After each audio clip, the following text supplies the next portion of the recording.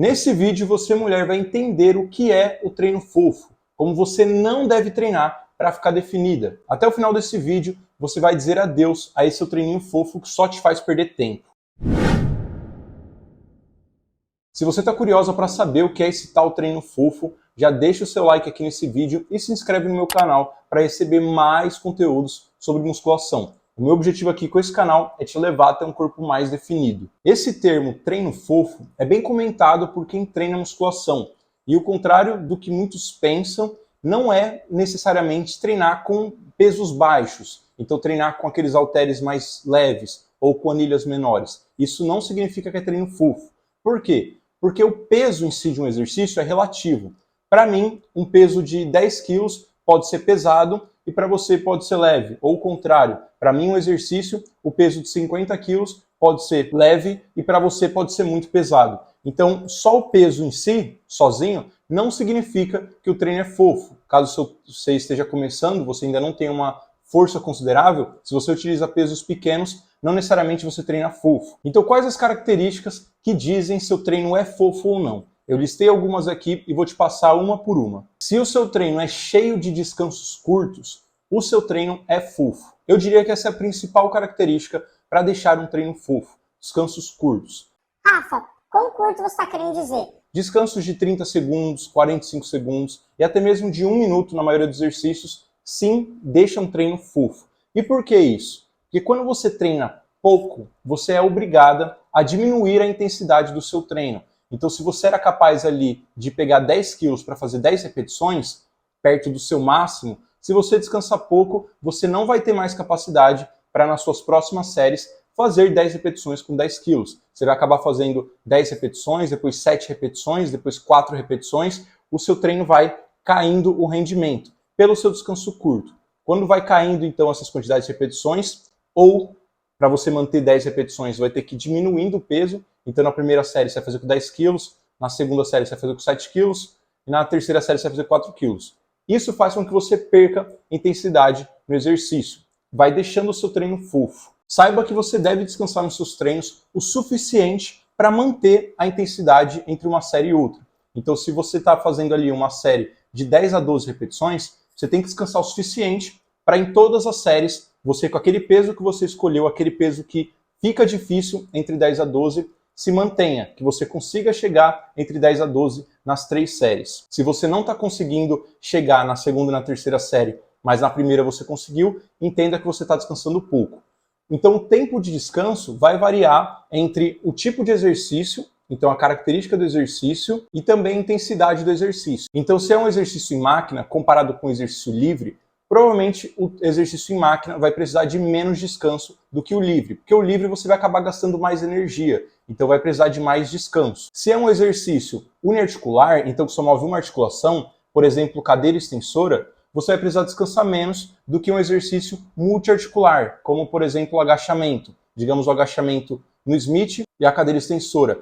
Você vai precisar descansar mais no agachamento pelo fato de ser um movimento mais complexo, envolver mais músculos, mais articulações, e na extensora você vai precisar de menos tempo para manter essa intensidade. Na prática você consegue testar e sentir isso, que um exige mais que o outro. E além então dessas características dos exercícios, com intensidade, eu quero dizer que quando você faz com uma intensidade mais alta, então uma faixa de repetições menores, no seu treino, nesse exercício você vai fazer só 6 a 8 repetições. Então o peso vai acabar sendo um peso mais pesado para você.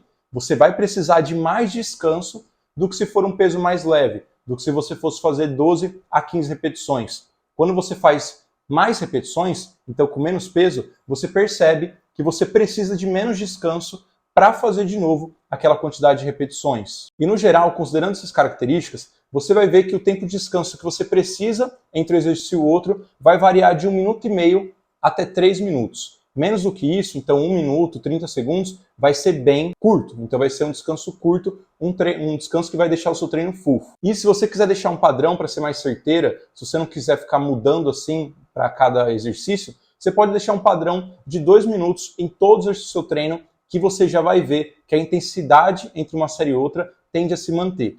E se você está pensando... Rafa, mas se eu for descansar 2 minutos em todos os exercícios do meu treino, eu vou acabar demorando 3 horas na academia.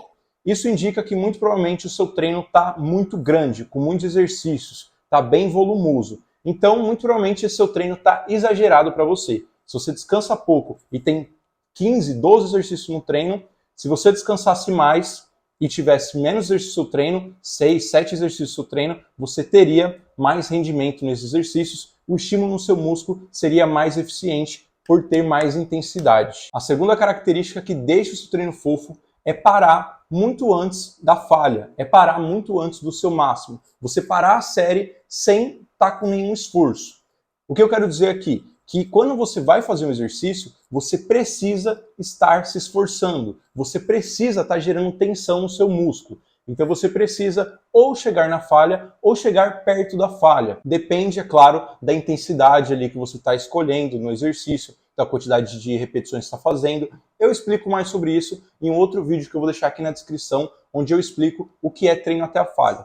Mas saiba que se você faz ali o movimento e para o exercício sem ter feito um grande esforço, você está treinando fofo. Esse erro é mais comum em iniciantes, mas também tem avançadas que acabam cometendo esse erro. Treina 2 anos e mesmo assim faz exercício e para sem ter se esforçado. É a mesma coisa que pedir para treinar anos e anos sem ter resultados. A terceira característica do seu treino que deixa ele fofo é o excesso de técnicas avançadas. Então, o excesso de técnicazinhas de maneira aleatória no seu treino que acabam, como o descanso curto, derrubando a intensidade do seu treino.